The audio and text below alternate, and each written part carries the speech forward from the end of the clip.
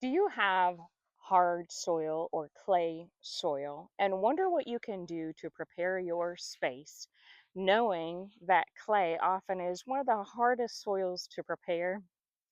Hi, I'm Sarah from Jackson Creek Farm, and we are a microflower farm in the Midlands of South Carolina. We offer fresh flowers in the form of wrapped bouquets, custom orders, CSAs, DIY buckets, and we service our local florists.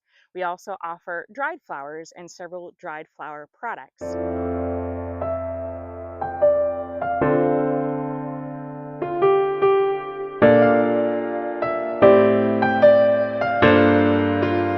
Today, I'd like to share with you this fabulous tool that if you do not own, you really should add it to your repertoire of tools for your garden. Whether you are a small scale gardener doing it as a hobby or a small scale flower farm, this tool is tremendously helpful, especially if you grow in an area that has clay. As you know, clay is difficult to deal with and prepare, and oftentimes many people will resort to using tillers in order to prepare their soil. But did you know that using tillers oftentimes break down the microorganisms and even things like worms in the soil to where the soil health actually deteriorates by using that?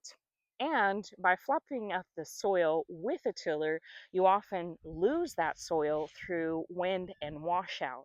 So let me share with you why a broad fork is a better alternative. This broad fork here, you'll see, has a number of spikes, and it is a heavy tool, so it is something that you need to be ready to heft and hoist to get your soil done. But it is a great tool because it's very sharp, and if you have strong arms and can thrust down this into the soil, oftentimes you can poke the soil down enough to be a whole inch.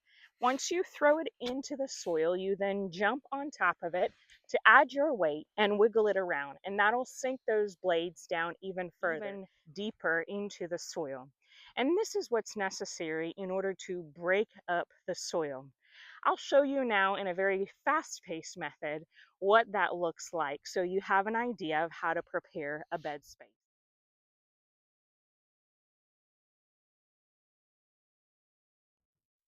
So as you can see, I've gone through here in a sped up manner. This probably actually took me about 5 minutes to do, or a little bit longer in real time. But to be fair, I want to point out that I've had this bed here for 4 years. So it's a little bit more workable than if I was starting completely from scratch. Now, if I were to start a space completely from scratch and it was clay, I would wait until there's been plenty of rain so that the soil is softer and easier to work with. Unlike a tiller, you actually want it to be dry, and you want it to be dry for a week or two. And that's kind of what got me started into the broad fork. The very first year that I was gardening, I did use a tiller because that seemed to be the thing that everybody used. Then I realized that I had to wait in the spring until we had long periods of dry, which actually isn't ideal in the spring. And when I struggled to find that dry period, I began searching for another alternative, which then led me to the broad fork. And after doing some research on tilling, I realized that that doesn't really line up with the regenerative method that we focus on here on our farm. Now, I want to also explain to you that there is at least one other method that you can use to begin preparing a bed that doesn't require a broad fork, and I'll save that for another video. However, what I'm going to do next in this bed is take up all that has overgrown here, and then I'm going to cast out my winter cover crop.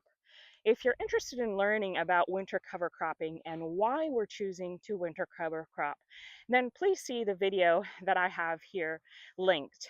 Also, if you're interested in knowing where we got this broad fork, comments and see the link we have below in the description. If you have appreciated this content and found it helpful and know a gardener who would like this, then please consider sharing our video and subscribing and liking. Those simple clicks make a tremendous help for us to continue to share content that is useful and practical to anyone interested in farming in a regenerative method. Thanks, and we'll see you next time.